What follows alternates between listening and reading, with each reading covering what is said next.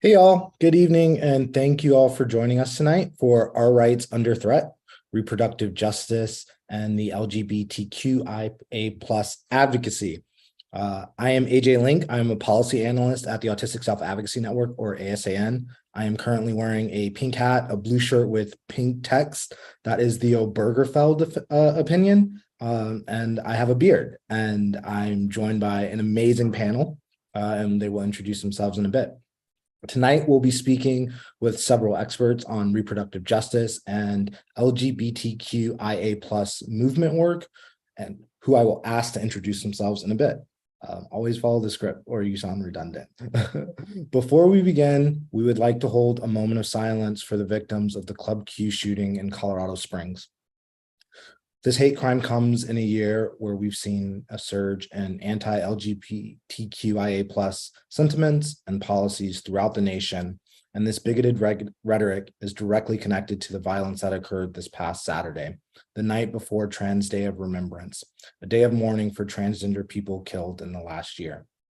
This recent mass shooting during Transgender Awareness Week highlights the dire urgency of this work, and our hearts go out to the victims and their families.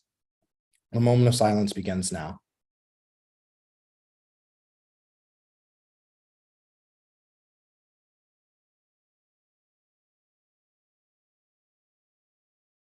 If we are to see a day in which mass shootings are a thing of the past, we must not only advocate for effective gun regulation, but directly address the bigoted ideologies that lead to these acts of violence.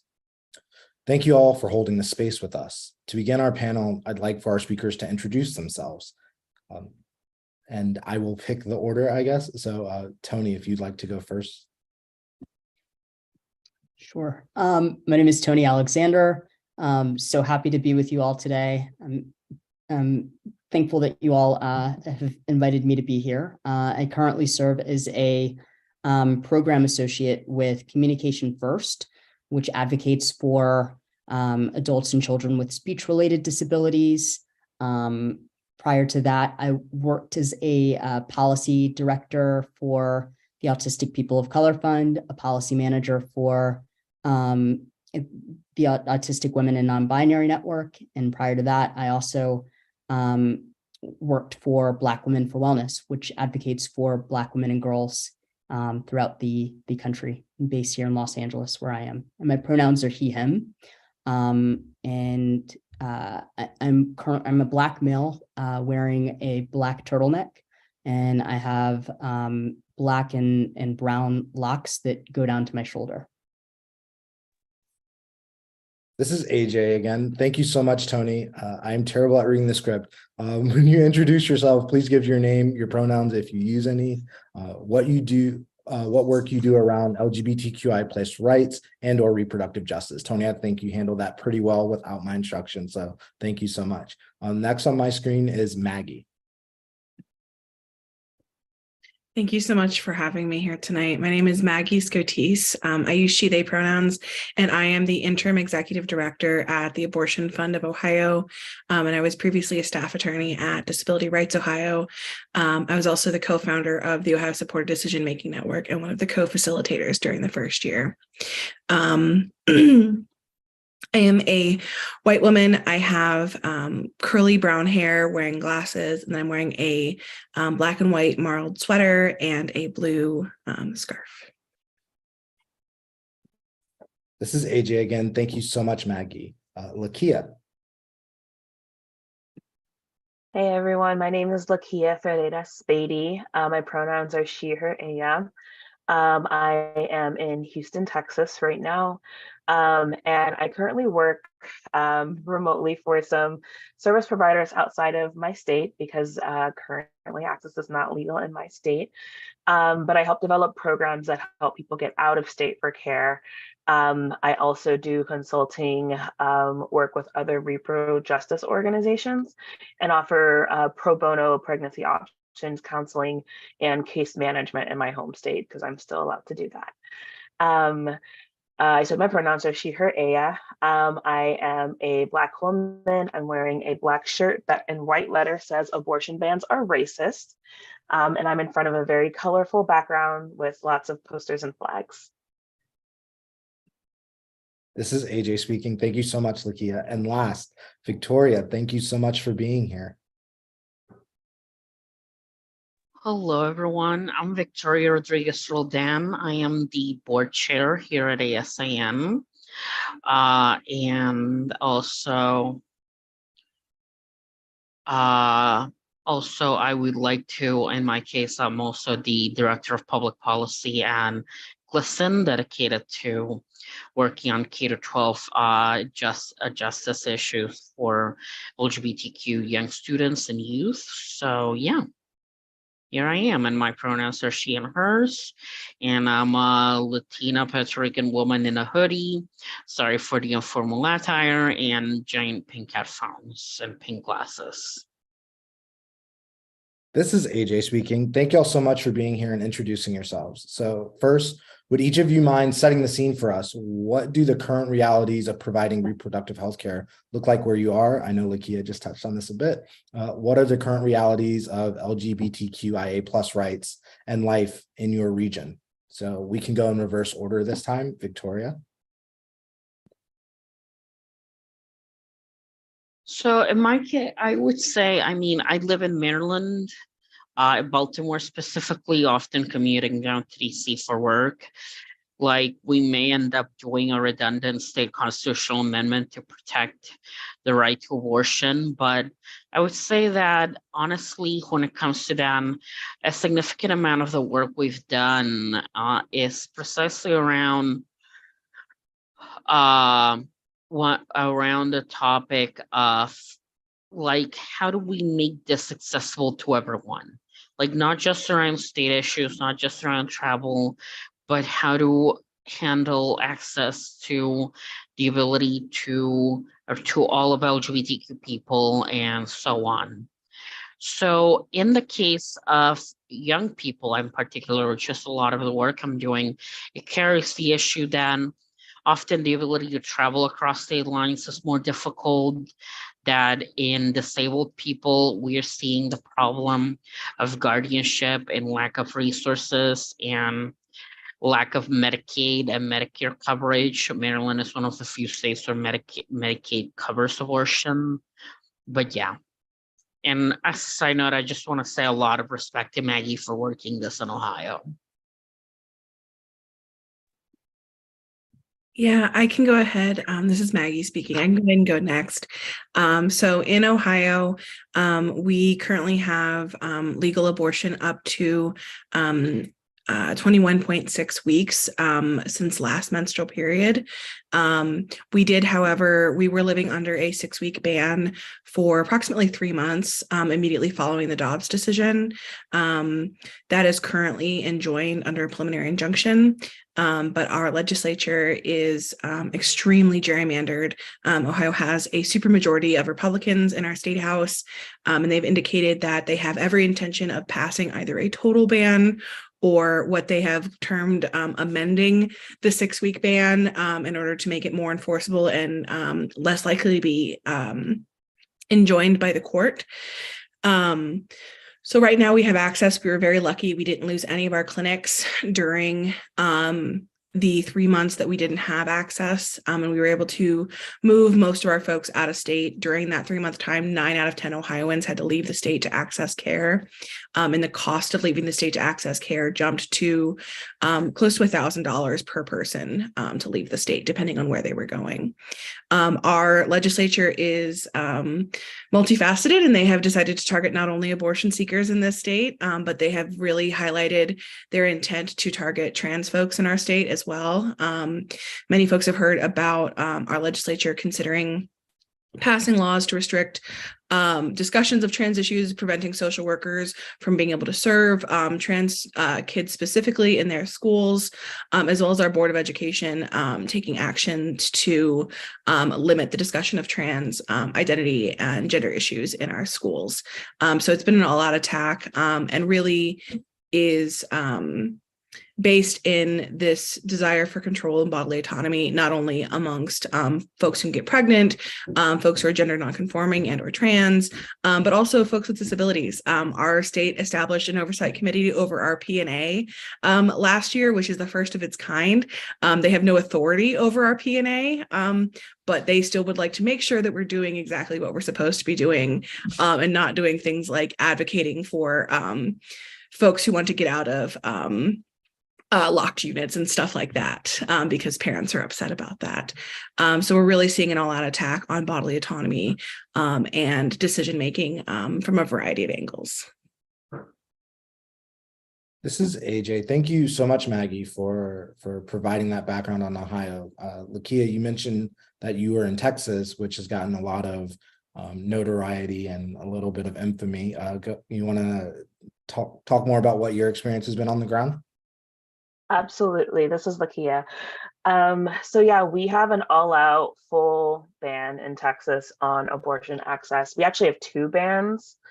So our original pre-Roe ban is in place, in addition to a trigger law that was created a year ago is also in place right now. So there's like 2 restrictions, but essentially it criminalizes the provision of abortion care in Texas, which means anyone who needs an abortion is going to have to leave the state. We are in kind of an abortion desert where whether you go north, west, east, the closest place you're going to get an abortion is 12 hours driving. If you were to go south, that could be an option if you're willing to go to Mexico, but we have a pretty large population here in Texas of folks who are undocumented and can't cross that border. We also have a lot of people living in the valley of Texas, so they can't even come up north either. They're just kind of stuck in that little belt. In addition to kind of where we are now, as far as abortion access goes, we also have a lot of really threatening legislation being proposed against trans and gender nonconforming folks. A lot of ours are really targeted towards the parents of trans kids and trying to penalize them or punish them or stop them from supporting their trans children.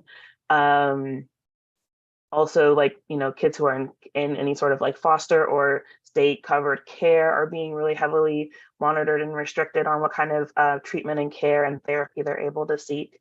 So we and it's been really aggressive for the last several sessions. They've been really aggressively coming after trans and gender nonconforming youth, especially. But the fight against abortion's been happening since the 70s, since Roe started in Texas. Roe was ruled on a Texas law that made it up to the Supreme Court, and so they've been fighting that battle ever since. This is AJ. Thank you so much. And then Tony. Yeah, I'm based in Los Angeles, and in terms of reproductive rights in California, abortion has been legal in California before the fetus is viable, which basically means capable of living successfully. And this is generally around 24 weeks into a person's pregnancy. But legal experts kind of have some debates about what viability truly means. But it essentially, abortions can be done around this 24-week period, and sometimes after, if a doctor says that a person's life is in danger or their health is in danger.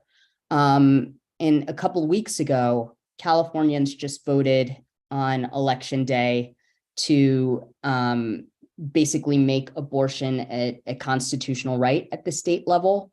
And this was in response to the Dobbs decision that SCOTUS had done. People within our state just basically said that here in California, we want to make sure that abortion is something that is protected. And so our language in our Constitution will be amended to make sure that an individual's reproductive freedom is protected and their right to choose or refuse contraceptives. And I'm based in Los Angeles specifically, which our county and the city of Los Angeles have come out after the Dobbs decision just basically informing everybody that they will be safe havens for an access to abortion. And essentially that means that people who are coming from other states and even other counties, because not all counties, which I can get into later in California, have abortion clinics, but people can come from different areas and get access to those reproductive health services that they require. And LA County and the city of LA will do whatever they can to help them with that. And in terms of LGBTQIA plus issues, California and Los Angeles are both known for being one of the more progressive parts of the country. California, of course, was the first state in the country to legalize same-sex domestic partnerships. And over the last year, our governor has really done a lot to pass some pro-LGBTQ plus policies, such as trying to end the walking while trans criminalization that occurs among a lot of queer people who are just simply walking down the street and getting picked up by police officers. They've passed some legislation to improve just the ability for people to change their name on any official documents. So I think the state has really gone out of its way to pass a lot of progressive stuff, but I want to put a little asterisk there and just make clear that there are still a lot of LGBTQIA plus people who are not doing so well and who are just still struggling through institutional red tape and stuff like that. A lot of our unhoused youth identify as LGBTQIA plus, and I mean, I think that there's still a lot to be done. So that's not to say that everything is perfect here in California in terms of LGBTQIA plus issues. AJ, I didn't really go that deeply into it, but do you want me to talk about what's going on in my area, or? This is AJ. If you'd like to, you are the panelist. Go ahead. I mean, I was just going to add, since it sounds like the question was more focused on what's going on in our areas, but here in Maryland, I'm just going to divide it between Maryland and DC because I work in DC but live in Maryland. But in Maryland, like, the law is very clear. We have had abortion protections up until viability, or 22 weeks. Throughout the whole time, and basically the law that was passed, the legislature recently enacted the General Assembly to allow other providers other than MDs to provide abortion procedures like nurse practitioners, PAs, and so on. Fortunately, the outgoing governor, Larry Hogan, has refused to release the funds early, so that training will not happen yet.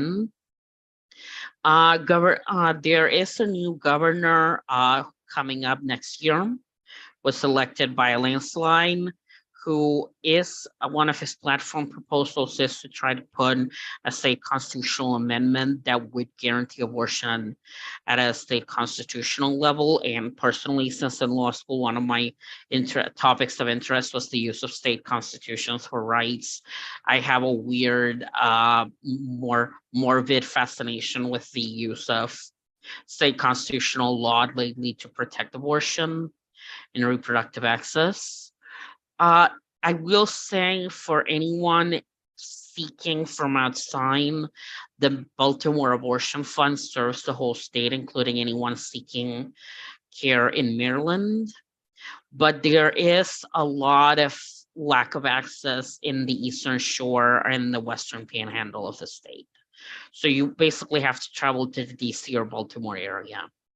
DC is also has very good statutes, but unlike in Maryland, where Medicaid is covered, Congress has banned DC from allowing Medicaid to cover abortion. And also In general, honestly, I think DC has the problem that eventually, like, I don't think a Republican trifecta will succeed in Congress at banning it nationally, just making random predictions, but I do think they will totally ban it in DC or pass restrictions. Like, DC, it's at risk. It's very much at risk eventually when there is a Republican president in Congress. So yeah.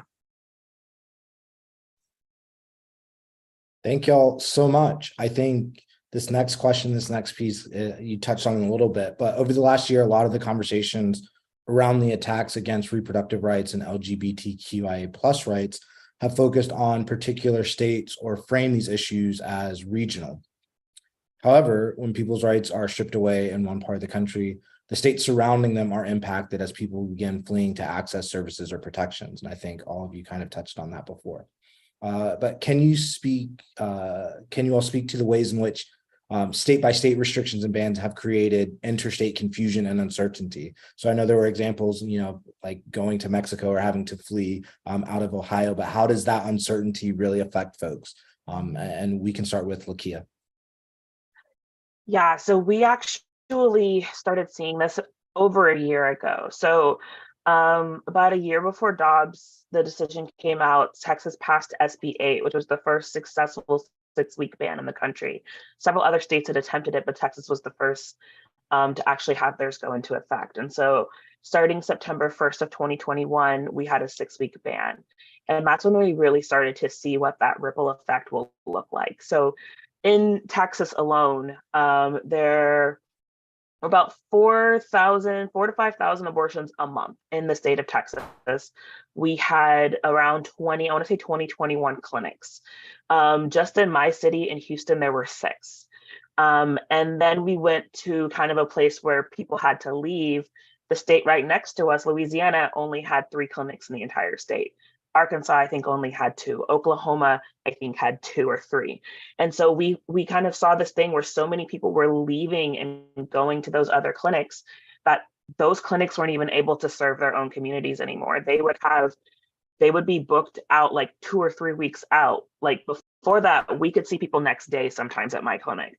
These clinics were booked 3 or 4 weeks out, and more than half the people they were seeing were Texans. So people from those communities that were living there weren't even able to get appointments in their own community. So then they had to go out further. So it really caused this big ripple effect in the Southwest. We saw the biggest amount of people going to New Mexico, Oklahoma, and Louisiana. Folks who could get on planes would get on planes and go further. But, there are some limitations to people's ability to travel by plane or feeling safe traveling by plane. A lot of folks prefer to drive, which really, really limits their options. Again, we're in an abortion desert where you have to drive really, really far if you prefer to drive, or do ground travel as a whole. But yeah, we really started to see the effects about a year ago, and now, you will catch Texans at any clinic anywhere in the country because there's the volume is so high. We're such a big state, and despite the fact that we never had any sort of Medicaid coverage for abortion care, and that we're the most uninsured state in the country, we were still able to provide a lot of care to a lot of people when we were open. Thank you so much, Maggie. Yeah, so we had a very similar experience under the 6-week ban. We overnight had to stop providing care and had to cancel appointments and rebook patients out. Within about 2 weeks post Dobbs decision, post our 6-week ban going into effect, our patients were seeing 3 to 4 week wait times at clinics in surrounding states, because not only were Ohioans having to leave the state to seek abortions, but many of the states surrounding us also went dark around the same time. So West Virginia lost access, Kentucky lost access, Indiana was very close to losing access. And so what that led to was these runs on clinics in states that maintained access. We also saw this patchwork of legal frameworks really cause confusion. So in Ohio, we have parental notification requirements. So for people under the age of 18, they either have to have parental notification or they have to get a judicial bypass. under a 6-week ban, there just wasn't the timeline to be able to get a judicial bypass for anybody because it can take several weeks. And so anybody under the age of 18 had to go out of state. But while we initially started sending folks to Michigan courts were not allowing Ohio minors to access care. So then we had to start rerouting patients all the way to Chicago, where they don't have a parental notification requirement. And that's a lot harder. Being a minor, having to cross 3 state lines is a lot. Having to do that on the weekend so you don't miss school causes a lot of complications. And additionally, because the surrounding states don't have consistent gestational bans, it causes a situation where clients are competing not only for appointments, but if there's any hiccup in their practical support or their navigation to their appointment, they can easily get pushed out further. Just recently, we had a client who lived a stone's throw away from the closest clinic, but was already having to seek care in Pennsylvania because she was past Ohio's gestational limit and was one day away from having to seek care in New York because she was about to pass Pennsylvania's gestational limit. And that would have just caused a cascading effects, not only of cost, but of wait times for her. And so you see this real patchwork of laws creating a lot of inconsistency and inability to access care, and then causing patients to actually compete with each other, which also harmed clinics because people were also having multiple appointments because they were afraid they weren't going to get one, and then not showing up for appointments. And clinics already often run on shoestring budgets and cannot afford to have lots of cancellations. And also that means there are other people not getting care because their appointments booked out. And so it just causes a ripple effect across the entire Midwest and even into the South during that time frame. Yeah, it's very frustrating. This is AJ speaking. So I guess for Tony and Victoria, you kind of touched about, what's going on the Eastern Coast, but what's it like to be in places where a lot of people are coming looking for care and access?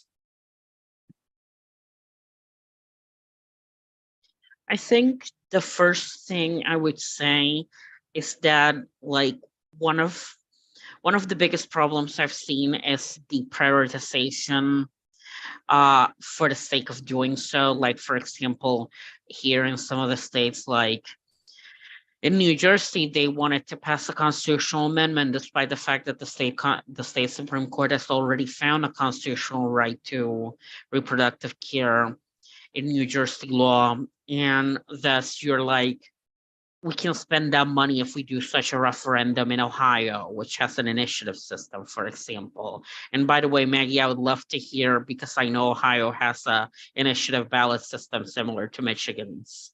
I'd love to hear your take on that possibility.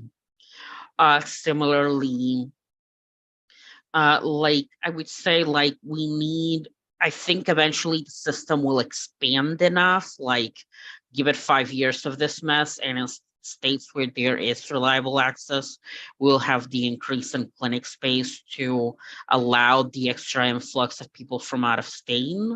I'm also judging a possibility in terms of, illegally speaking, the pill abortions that are happening based on basically medications being smuggled from Mexico might lead to, in some red states like Texas, more abortions happening in the darkness than they existed before that, which would be weird.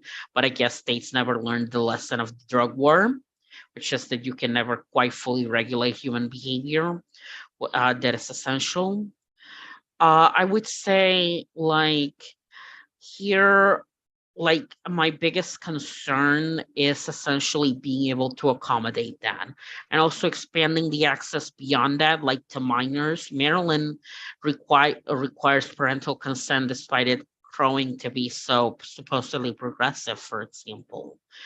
And there are ways the doctors can get around it, but it basically relies on how comfortable the doctor is playing with what is technically legal, basically, with being able to say, well, technically I was in the right, basically. And not all states are safe, even up here in the East Coast. Like Virginia's a mess. We might, in the next session, Pennsylvania is only relying on the fact that Democrats won the governorship, and same with North Carolina. So as you can tell, I've been obsessively tracking this, but yeah. as in obsessively, as in I sat down through the Kentucky Supreme Court and South Carolina Supreme Court oral arguments, which is like watching paint dry.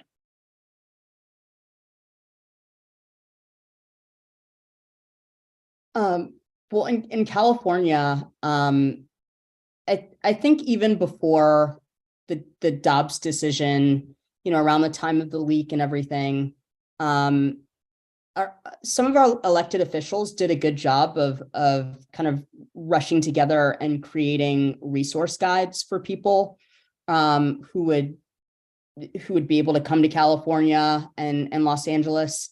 And they have resource guides in various languages. But I think that there was still a lot of confusion, a lot of misinformation going around on the internet. And it just created, all types of chaos for people, justifiably so. And I think that there are also some challenges that come into play with, the fact that millions of people don't have access to internet to begin with, millions of households, right, in our country. And the other panelists were talking about, some of the issues with minors, but, as somebody who also works for a disability organization, there have been a great many concerns about the disability community who Guardianship. Sorry, what was that? I was just saying the word guardianship. Right. Guardianships, which are a huge problem, or conservatorships, depending on what state you're located in.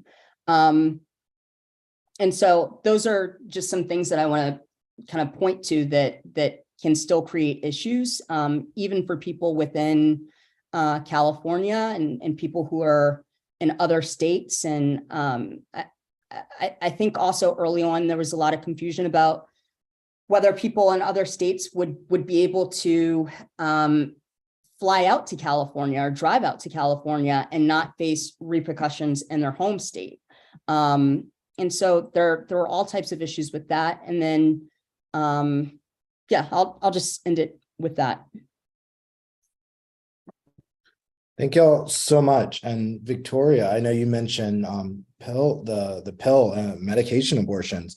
There was recently a case, I'm sure because you follow this, where someone sued the FDA to try to get the pill banned. And so that's just another really, really confusing and frustrating circumstance. I know we've been focusing a lot on abortion, but we're also talking about LGBTQIA plus rights. So when policy changes like abortion bans or restrictions on health care for trans and non-binary folks, and that includes attacks on gender affirming care, but also just regular access to healthcare for trans and non-binary folks, things like book bans happen in a state or region, makes national news. Sometimes a narrative starts that those harmed by these policies should just move out of their home state or state or wherever you're from. And Tony, I know you just kind of touched on this, but can you all speak to the barriers and realities that prevent vulnerable folks from just leaving when their state begins attacking their rights? What happens to those people who cannot afford to leave their state or face other barriers to leaving, like familial attachments or other responsibilities or obligations? So the last time I moved places, which was when I moved to my current house, and it's a rental, so there wasn't even that concern. I literally spent the entire amount of savings I had just on BS, like the U-Haul truck, getting people to move the mattress up, and this was just across 30 miles from the DC suburbs to Baltimore. Basically, this wasn't even some cross-country move, and I was still within distance of where I work and working from home most of the time and all that fun stuff. Like, this is like asking people to give up their whatever links they have there to have the resources to even move, when often just moving apartments across town is a multi-$1,000 undertaking.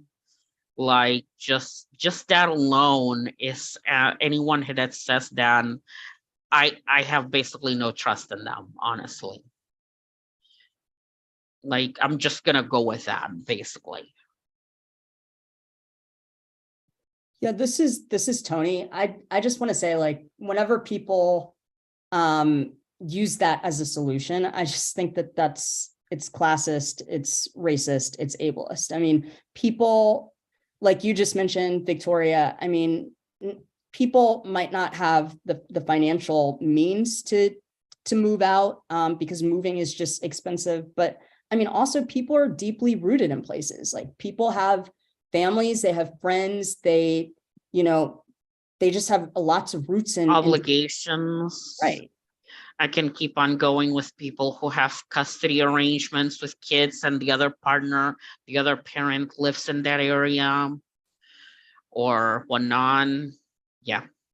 Yeah, jobs. I mean, so, you know, it's just asking a lot to ask people to move. Like, they could have purchased a home or something already, you know, and selling can be difficult. So I think that reproductive rights, LGBTQIA plus rights, human rights, civil rights, everybody deserves to have access to them regardless of where they live. And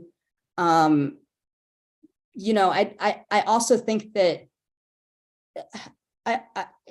it's not like your life is going to be perfect just moving to another area. Like I talked about in the beginning how, yeah, California has a lot of good policies, right, compared to some of the other states or, you know, some of other parts of the world, but there are still people struggling out here. Disabled people are queer people, especially queer youth, who are unhoused, who are just basically being denied jobs because of their sexual orientation, because of their race, because of their socioeconomic status. And so if you're telling somebody to move to an area that might have, you know, better rights or something like that, like, are you going to be providing them a job? Are you going to be providing them housing? Like, let's just be real. Also, fun fact that all the supposedly liberal, I notice I say supposedly because we do have dark underbellies, and honestly, the entire California ballot initiative system shows its regular dark underbelly every year. But I would say then the like all those are the most expensive metro areas in the country, by the way. Yeah, this is Lakia. That was gonna be my commentary is I can afford to live in the South, and that's about all I've got to say about that. It's more expensive to live in some places, and just asking people to up and leave it just doesn't make sense for a lot of folks. But kind of speaking to some communities that, you know, or some populations that are uniquely limited, like we've kind of touched on, sometimes, you know, having limited income can impact that, having limited mobility or limited support can affect that. If you are being monitored by the carceral system, if you're on probation or parole and you don't have the right to leave, the state has taken that from you, or they can arrest you if you try. I mentioned earlier, you know, if you live along the Mexico border, Customs and Border Patrol has jurisdiction within 100 miles of that kind of strip. So if you're undocumented and you live in that strip of land, you can't go further than 100 miles from the border, or you'll hit a checkpoint and you can't go further south. You are stuck.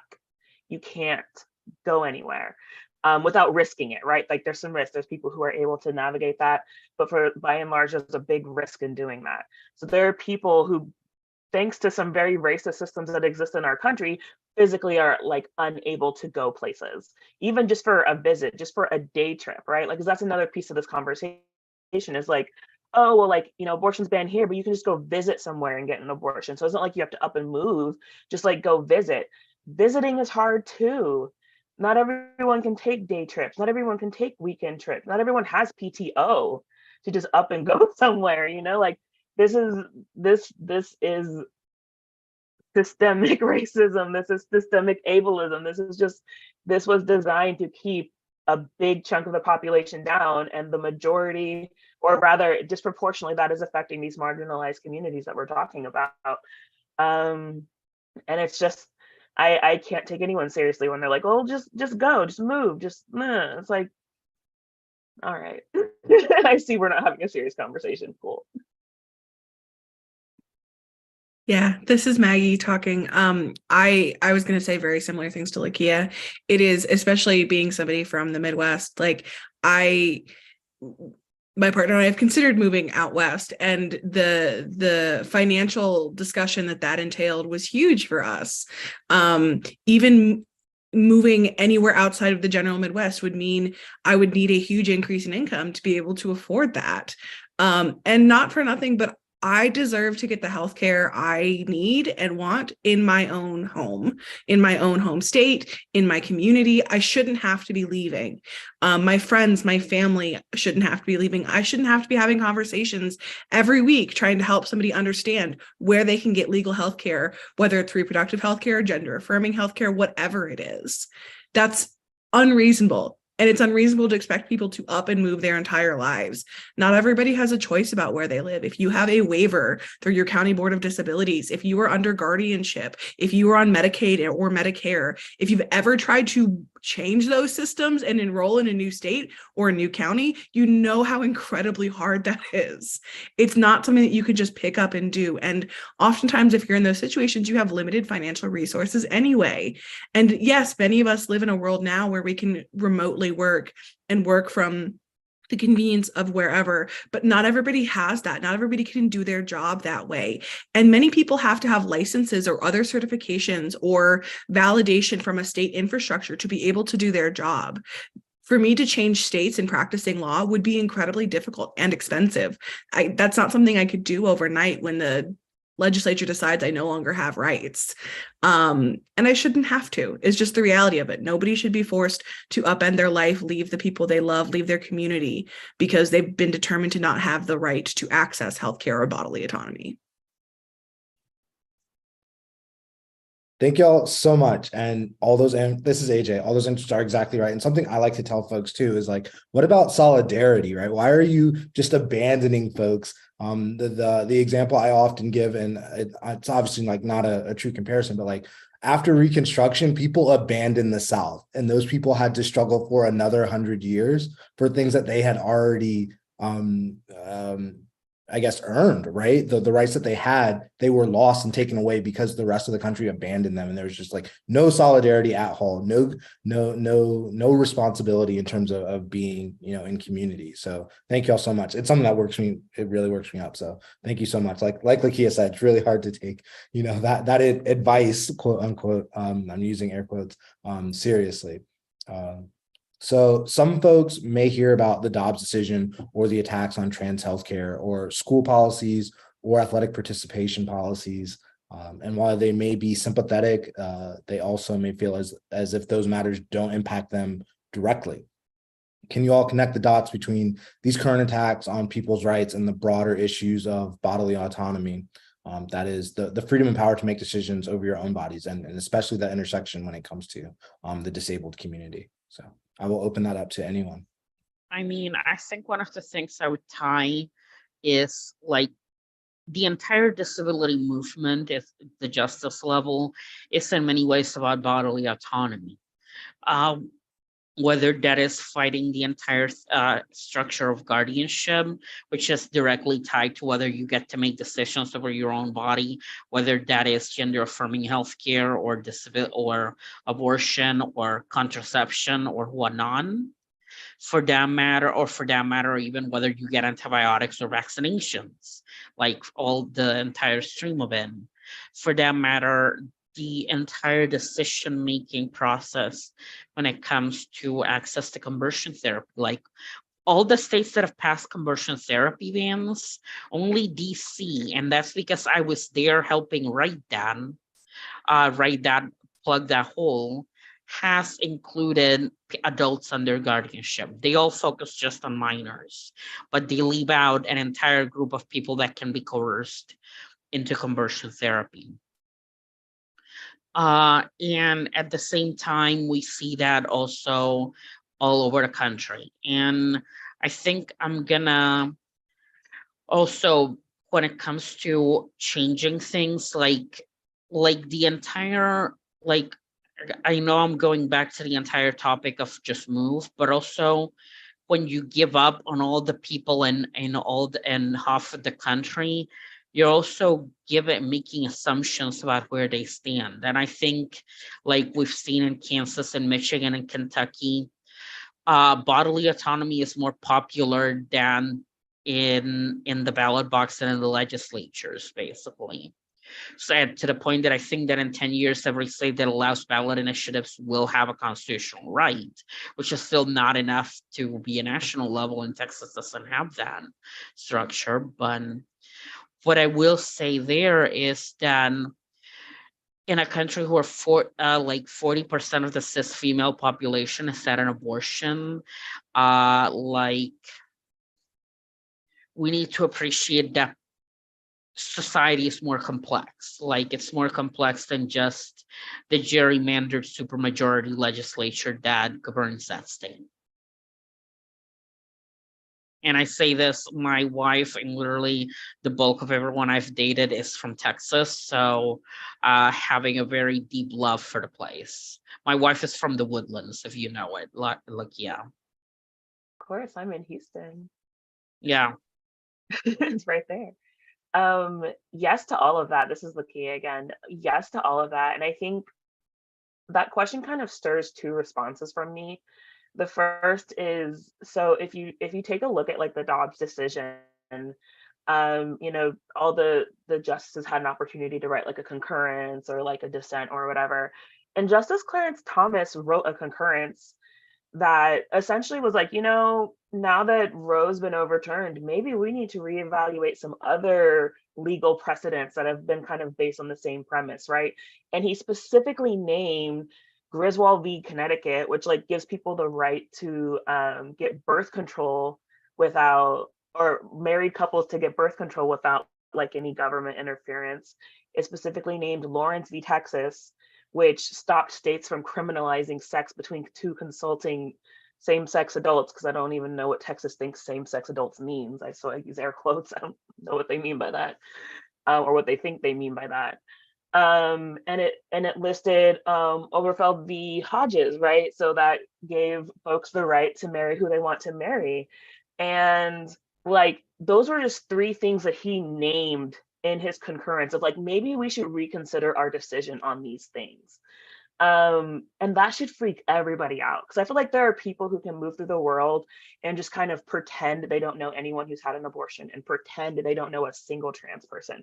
But you can't say you don't know someone who uses birth control. You can't say you don't know someone who is in a committed same or similar sex relationship, right? Like you just can't, not in 2022. We can't pretend that anymore. So this is very real. This isn't like hypothetical policy games anymore. Like this is real stuff that real powerful people are discussing about our lives.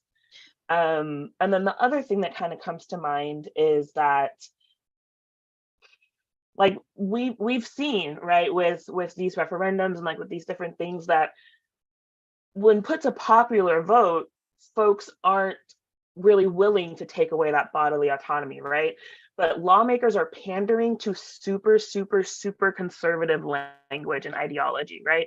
But they don't. I truly believe that most of the lawmakers don't even really believe half the stuff that they're like backing, but they're just kind of leaning into this really extremist kind of language, and that is so dangerous. We see people all the time trying to, you know, take the conversation of like abortion and like, what does this mean for people who need assisted reproductive technology or fertility treatments or IVF? It's like, we don't know. And on the one hand, we want to think it's okay because we know who they're targeting, but we also know that the extremists don't like IVF either. So we really don't know what's going to happen because they've given them so much power and given their voices so much more power than literally the rest of us, that we don't know how this is going to go. And this is dangerous. This is really, really dangerous. They're playing with people's lives. And if people don't see that and get a little scared and a little worked up, then I just need them to pay a little bit more attention, because it's scary and it's gonna affect all of us. It is affecting all of us. I'm gonna add to Lakia. I'm sorry if I'm taking too much space, but basically we'll just say like, well, as a lawyer, I do not think the current, notice I'm stressing this, Majority of the Supreme Court is sufficiently nihilistic to kill a dose, except Clarence Thomas and Alito. I don't trust what would happen if we had 2 more conservative justices. Like, I can't guarantee anything. Once we lose a majority that decided Bostock, for example. Like, I've joked that a part of me is hoping that certain people drop dead in the next 2 years, but I can't hope for that either. So, like, we can't take it for granted. We need to keep fighting it back. Yeah, I want Maggie and Tony to go. Yeah, this is AJ. I just want to note in the chat that Avery provided a link to one of our plain language guides about how the different rights intersect. And I think the point about IVF is so interesting because immediately after Dobbs, a lot of IVF clinics were scrambling, trying to figure out, are they still allowed to operate, things like that. And then it kind of cooled down, but now it's ramping up again where a lot of people are going after IVF. And you talk about the bills, and Lakia, you mentioned Texas. I don't want to pick on Texas, but a bill was recently introduced in Texas that defined a drag show as anyone wearing makeup or costumes or clothing that isn't that doesn't match their assigned gender at birth or something like that. And as someone who has a law degree, that is agender mascots at sporting events, right? Because they don't have gender. Like, that is like the definition of acting. That's like Medea or Mrs. Doubtfire. It's like the people who are writing these bans in these laws, to your point, don't really fully understand how broad they are and how they're really, really impacting things that people have been doing, for however long and had no problem with. I was like Gritty. Gritty isn't allowed to be in Texas now for those who like hockey. Can't do a reunion tour in Texas. Lil Nas X can't come to Texas. Like, what does this mean? Yeah, so I don't know, Maggie or Tony, before we go to the next question, if you had anything to add. Yeah, I repeat everything Lakia said. When people tell me that they feel like abortion or gender affirming care are not relevant to their life, it telegraphs to me that they have no idea what we're talking about. They have no idea the breadth of what we are discussing.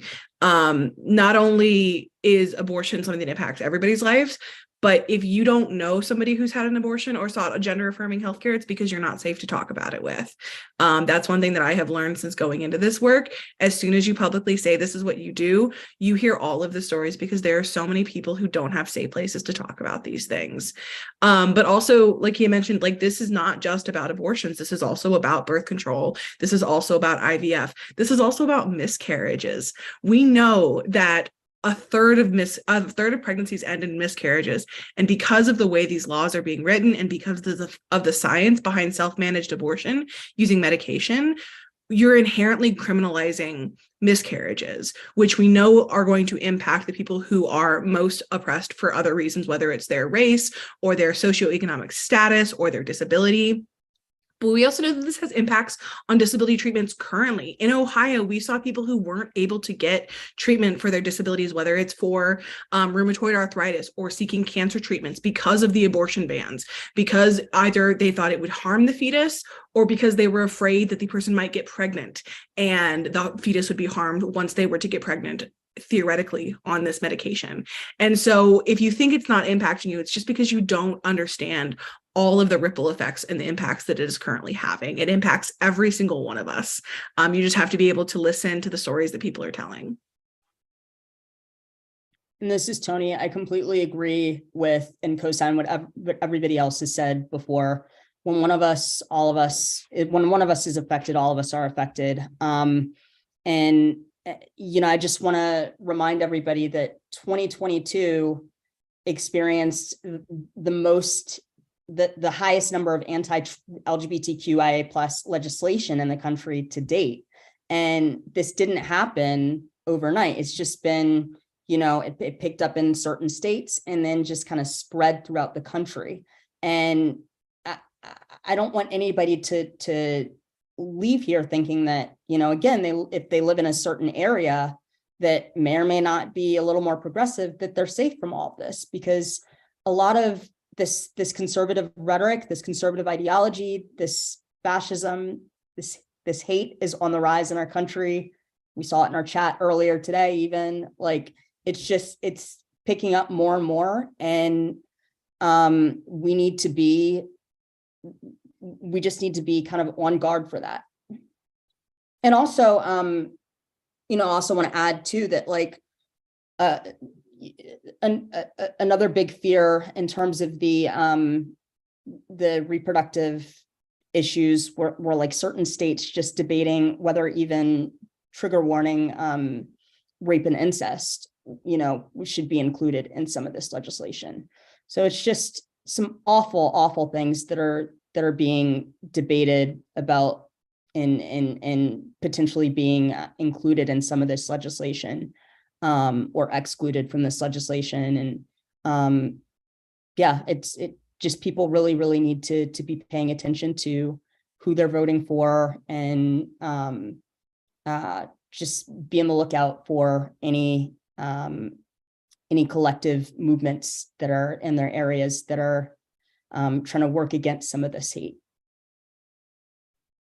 Thank y'all so much. Those are such good points. And I keep thinking about all the people who are like, no, you don't need an abortion to treat a miscarriage, with like, yeah, a lot of the time you actually do. Yeah, a lot of times ectopic pregnancies do require abortions in order for people to not die. And the people who are pushing for these bans and restrictions either don't know or don't care or haven't done enough work to educate themselves to realize that, again, like everyone's saying, this is impacting so many more people. When you talk about gender affirming care, lots of cis people require gender affirming care. Whether that's a necessary gender affirming care or whether that's elective surgery for gender affirming care, like lots of cis people also require that, and people just aren't thinking about it. I can rant on this all night. State legislatures are an exercise in the Dunning-Kruger effect. Yeah, we have so many questions. We're not going to get to them all, so we've highlighted a few more, and then we're going to open it up to the audience if they want to ask questions. But the next question for me is, how do the approaches, and this is like a complete switch, how do the approaches and leadership in grassroots movements differ from leadership and strategies of large nonprofits? How can nonprofit organizations better connect with and serve the work of grassroots activists and organizers? How can organizations incorporate the practice of being led by the most marginalized and the most impacted instead of seeing them as people to be rescued? And I know that's a lot of questions and kind of loaded because I work for a nonprofit, but however you guys want to answer that, or y'all, I'm so sorry for that. Considering I'm the policy director at a national nonprofit, I'm like, how do I answer this? Like, I mean, honestly, like, don't, in the case of the national DC-based nonprofits, or in our case, kind of New York-based, since that's where most our national office is, I just run the DC shop. Don't think yourself to know best. Like, don't go drop on the legislative sessions in the states and so on, thinking you get to tell them what to do. Like, let HRC do that. Oops, I shouldn't have said that. But like, don't always let people lead by their lived experience, basically. And also hire people with lived experience and actually pay them. And I mean, not just your advisory committee where you get them to share their trauma story at their fundraiser gala once a year. But yeah. Yeah, I am very lucky. I get to work for a grassroots nonprofit. I am very happy that I get to be here. I have worked at larger nonprofits in the past, and I think grassroots nonprofits have the ability to do a better job of being directly connected to their communities. And that's one thing that I really appreciate about being able to work at a grassroots nonprofit is I know the people in my community. My board knows the people in my community. They know all of our staff really well, and it is a lot, I think, easier to remember the community of the people you're working with when you see them as fully human, when you know their kids, when you know what their family is going through, because you see them on a regular basis, because you're at the same community events. And I think specifically at AFO, we've been working really hard over the past several years. We've been in existence for 30 years, but really in the past, probably 7 to 5 years, we've been working really hard to really dig back into what it means to be AFO and what it means to be staff-led, to be led by people with lived experience. And that's really changed the organization of our board, the organization of our staff. And it's allowed people to tell their stories. You'd kind of be surprised how few people talk about their abortion stories when they're interviewing for a nonprofit, especially one working in abortion care. But really by empowering storytellers and by being unapologetic about what our values are and why we are following these values, it's really allowed people to step fully into their own lived experience and speak more to that lived experience as to what they would bring to our nonprofit. It's allowed us to create really dynamic programming. We're about to launch our legal access program, which was initially conceptualized actually to help people with disabilities to access reproductive care in the state of Ohio and minors to access reproductive care in the state of Ohio, and has become more applicable to other people in Ohio with the rising criminalization. But it's been really wonderful to get to see our staff really come to what we're seeing in our communities and bring that to fruition directly through our organization. And I think larger nonprofits could learn from the way that grassroots nonprofits are able to invest in their staff and really give their staff decision-making authority at an entry level and at a grassroots level, because they're the ones who are going to know their community best. I think that this is a really tricky question. And I think I'll preface it by saying that I have worked so right now I work for a very small grassroots nonprofit abortion provider that's offering practical support and funding. So doing a lot. Super small org. I love it. It's probably the first organization I've worked for in a long time that's not been led by people of color. So that's kind of another piece of my experience, is I've had the great fortune of working with a bunch of organizations that have been run by people of color, which has felt very empowering for me personally. But I've been trying to think of like and this doesn't even answer really the question, but something that has happened in like repro spaces, because like this is just, it's been such a heavy kind of effect in like the repro community, is that I think really big and established and resourced nonprofits need to not just take the lead of like smaller grassroots organizations, but be willing to back them up with the resources and the big guns that they have. I hate gun references, but with the big kind of resources that they have. There is a very big and powerful abortion fund in the United States that is funding most abortions that are happening in the United States, if I'm being honest. A lot of money comes out of them. And in my humble opinion, just the opinion of me and not any of the organizations I've worked with, they completely turned their back on Texans, 100%, because they were afraid of being considered like for aiding and abetting. Though we weren't asking them to do anything illegal. Sorry, my ring light went off. We weren't asking them to do anything illegal or anything that we weren't doing. But they really turned their backs on several of the clinics, the providers, and the funds in Texas. And I don't think anyone expected that. And it left a lot of us in a really bad position. Almost all of our abortion funds had to temporarily pause because we were being directly threatened by the governor and the attorney general in Texas. And when we had to completely pause services out here, we needed that national organization to help us serve our communities, and nothing. And yeah, I think when we get into this more precarious space where, you know, there are some really real and really scary consequences for people who are on the ground doing the work, and there's bigger organizations that are able to support in bigger, more bigger ways financially from far away without having to get their hands dirty, and they're not even really willing to help us do that.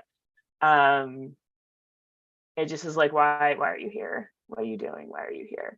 So I guess that would be my biggest thing, is like, big organizations, established organizations with resources really need to flex the privilege that they have, the lawyering power they have, the money, the human resources that they have to stand up with and beside these grassroots organizations, and not just kind of dip when things get really bad, because things got really bad and they're going to get better and then they're going to get bad again.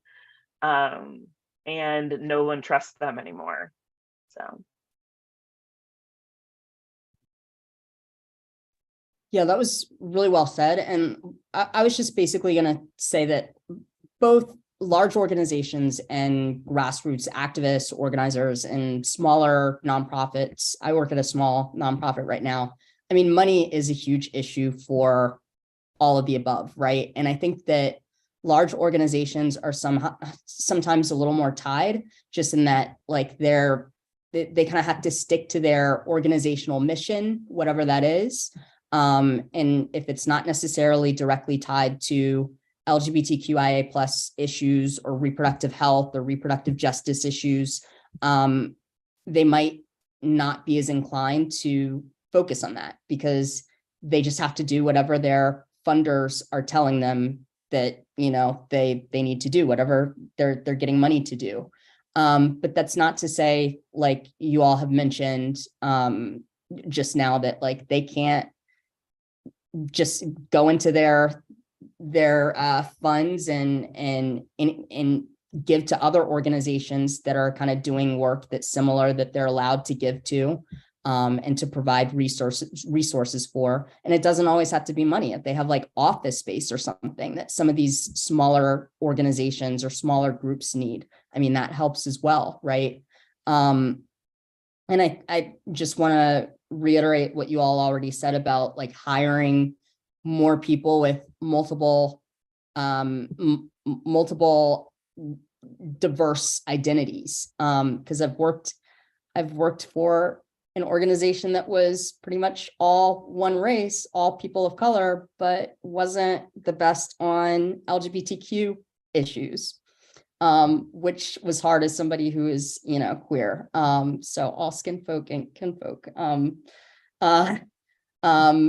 So, you know, but just making sure that you hire people with all of these different lived experiences, and not just putting them in some of the entry-level positions, but having them as your directors and management positions on your boards, on your advisory councils, and really just having them be part of your action plan, not just having them there as tokens. I think that's really important in order to ensure that you are making the most impact. And you know, just want to bring up a term that's kind of like been discussed but wasn't used just now, but like the nonprofit industrial complex, right? People kind of talk about that a lot in terms of like nonprofits just being started and not necessarily creating as much impact as they could. And that's partially because there are many organizations that are just doing the exact same thing. And I think we could reach solutions quicker if these organizations just came together and used all of their resources and worked together and not in silos.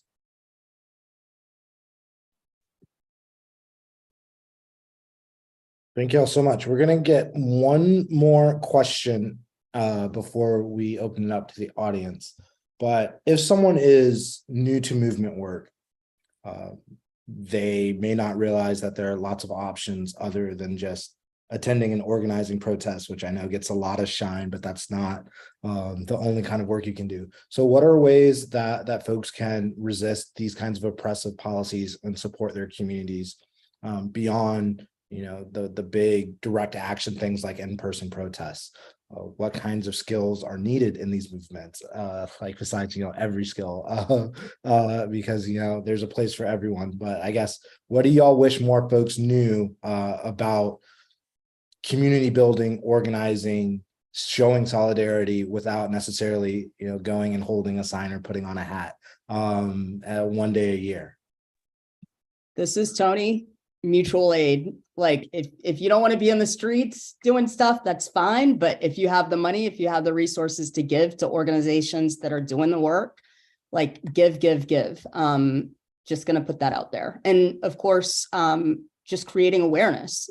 A lot of misinformation out there, right? But if you have some sources that are legit, like post that on your social media, send that to your friends, your families, your loved ones. You never know who on your Facebook, on your Twitter, on your Instagram, on your TikTok, on your whatever you use, who might need those resources, So both of those things.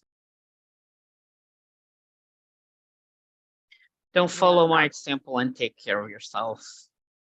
Basically, because I sit in way too many boards and do too much work and have way too much of this work is almost a special interest at times. I know that sounds like a very weird response to this. No, I actually love that and appreciate that, because I think so many of us just kind of sit in multiple spaces wearing multiple hats, trying to just do the work. So if that's you, please take care of yourself. Everyone should take care of themselves, but especially those of us who've been just getting hit after hit after hit of this just infuriating stuff. If you're like brand new to movement work though, 3 things that I think could be really, really powerful. If you can do all of these things, because it can look different for every person. One is figure out how you can engage with lawmakers. If that's writing a letter, if that's sending a tweet, if that's texting, you don't have to go up and see them, though if you want to do that, that's cool too. But finding a way to engage with the change makers who are in your community. If that's not your style, you can also engage with orgs that are doing the work, because AJ, I think, said it best, like there's room for everybody in this movement. Some of us, are up there at the door banging it down, trying to get change happening. And some of us are just trying to keep the rest of us alive until the revolution comes. And if that's you, if you want to be in community, Tony mentioned mutual aid, that's great. Volunteering your time, that's great. Peer support, whatever your vibe is, you'll probably find an org in your area or nationally that's like offering some kind of way that you can plug into community. And then the third thing is just be like just completely unapologetically supportive of bodily autonomy. So of abortion access, of all reproductive justice stuff, really, of trans folks, of queer folks, of all folks, just unapologetically supportive of what it means to have full control over what happens to you in your body and your life and your family. That's one thing that we say a lot in like abortion access is like say the word abortion. Don't let this stigma kind of get created around the word, because up until this year, you couldn't catch Democrats saying the word abortion. You could not.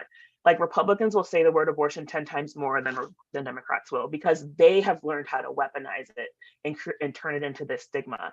And so when we take back our words and when we take back our language, we take away some of their power and take it back for ourselves. And so just be out here in these streets, just unapologetically in support of bodily autonomy.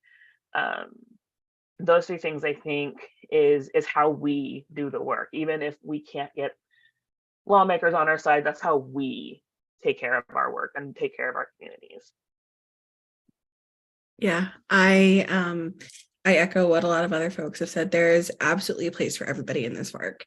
There is, no matter what your skill or special interest or thing that you love or do well, you can put that to work for mutual aid or grassroots organizing. We've had, especially in the last couple of months, we've had people run car pulls to raise money for us. We've had people do fancy dinners. We've had people do comedy shows. We've had people do burlesque shows. Anything and everything that people can do and want to gather and enjoy doing together can raise money for abortion access. And Lakia also spoke about this, but if you can do nothing else, if you are engaging the people in your life in discussing abortion and trans right and bodily autonomy, that is more important than just about anything else. Because I can't reach your grandma or your mom or your uncle in all, I can talk all day about abortion, but I'm not going to reach all the people that are in your life. If you can have conversations with those people and talk about what abortion means to you and your friends and your community, that's going to be far more impactful than anything I can do. And then when I come in and I'm talking to them about our ballot initiative that we want to pass in Ohio, or I'm talking to them about supporting lawmakers who want to fund practical support for Ohioans leaving the state, I'm not having to fight with them about whether or not they think abortion matters to the people in their lives. You've already done that hard work for me, and that makes my job 100 times easier. Also, be that person and call your legislator, even if it's to pester them. I know they hate those calls, but that's what they're there for. Yeah, this is AJ. I love all those answers, and I think it's so important. I think, Lakia, you talked about say the word abortion, but also I know we've kind of talked about it, but understanding that reproductive justice, like you said, is the ability to choose when and how you want to get pregnant, right? And that includes IVF, right? When they come for abortion rights, they are coming for more rights. They're coming for your ability to have the bodily autonomy to choose how you want to make your family. And I think that's so important. And I just love all your answers. It's something that we kind of have not really fights or arguments about in our house. Is like some people work really well within the system to do the work. And, you know, that is sometimes that is the big nonprofits, and that's the fancy people who go into the meetings. And some people don't, right? Some people are on the street. Some people are causing havoc and chaos and, you know, making a nuisance of themselves. And we need everyone, right? Everyone has different skills, different talents, and it's okay to highlight and celebrate those things as long as we're doing it in coalition and in solidarity. So thank you all so much. I will stop talking and open it up to the floor if there's any Q&A. And if not, I do have a special question that we have just in case we don't have any questions from the Q&A.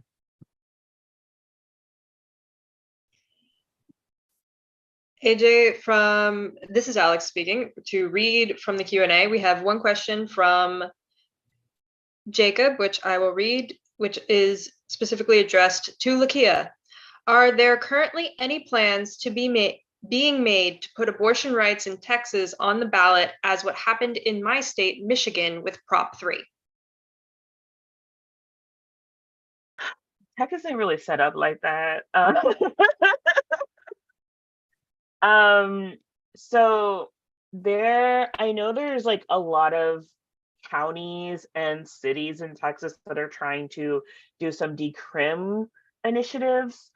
I am not aware of any like statewide push, but I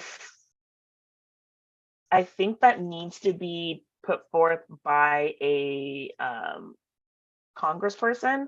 And as far as I know, no one's doing that right now. So if I may, Lakia, do you need, because I've done like, I'm very into that, basically, like what happened in Michigan was the Michigan law allows you to put a constitutional amendment to the Michigan Constitution through ballot initiatives. You bypass the legislature, the governor and all those people. You just gather the signatures, get the text, and you put it in the ballot that way. Obviously, it's a lot more complicated than that, and you need several $1 million to even consider doing it. But the problem is that Texas doesn't have that process in it. The only way to do that would be through the same legislature that passed the laws that we're fighting against, basically. Ohio has one such process, which is why I look at Maggie and thinking very optimistic for the future, but yeah, so Ohio has a ballot initiative process. However, you may have heard our Secretary of State came out this week and suggested that we should change that process to make it even harder to get initiatives through the ballot initiative process by making more than 60% of voters approve the ballot initiative as opposed to more than 50% of voters. I wonder why.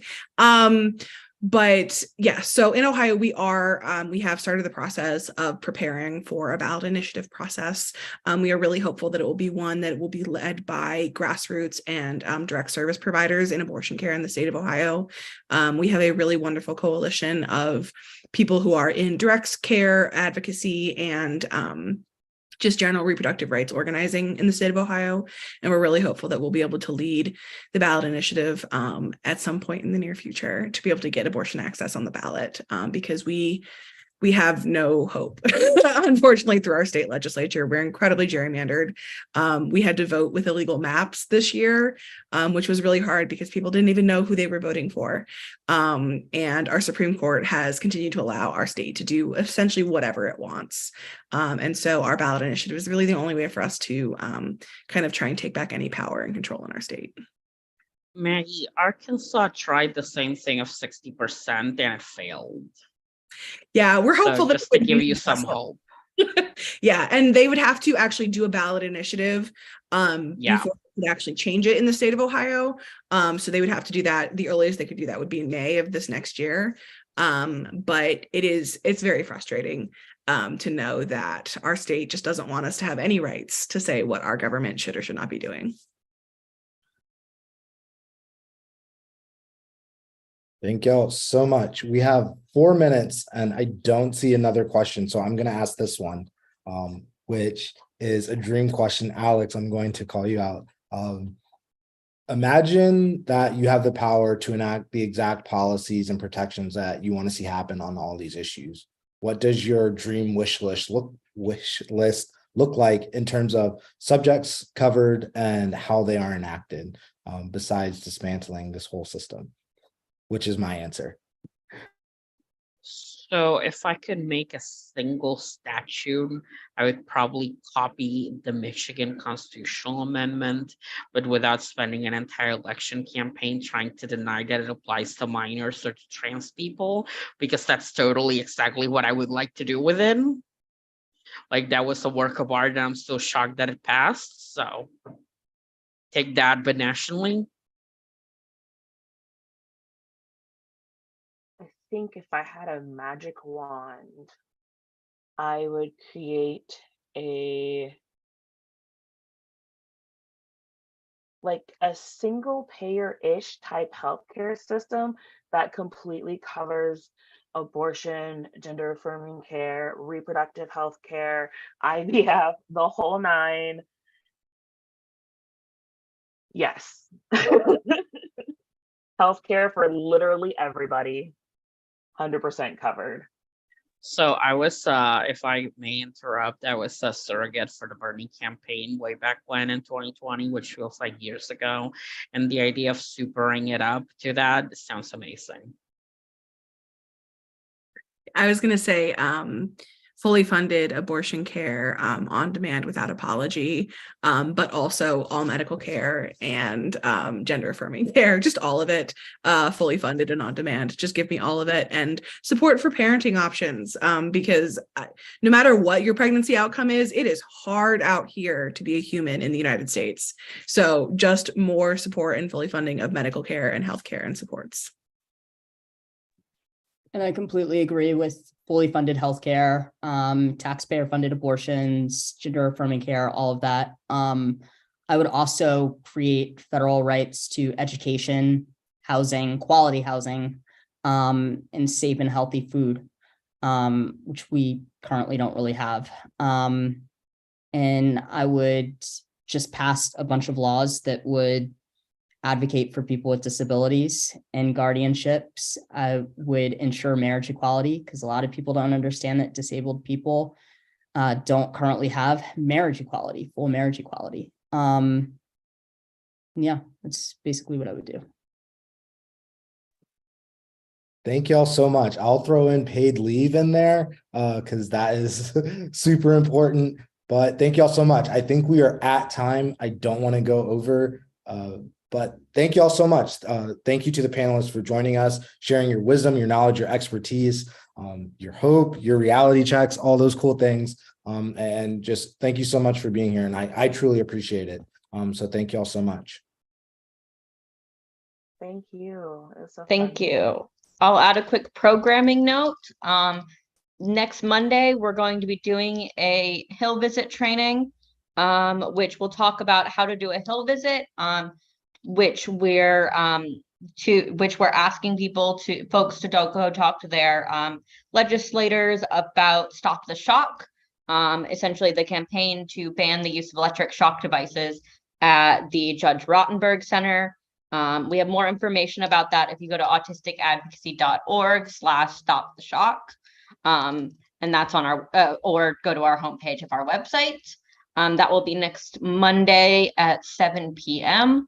On Tuesday, next Tuesday, so exactly 1 week from now at 7 p.m., we'll have the last event of our month-long ASAN Gala. That will be a live stream with ASAN staff, where we'll talk about our work this year. We'll do some, and we'll do some kind of get to know you questions with staff. So I hope to see everybody there. All right. Have a good day, everyone.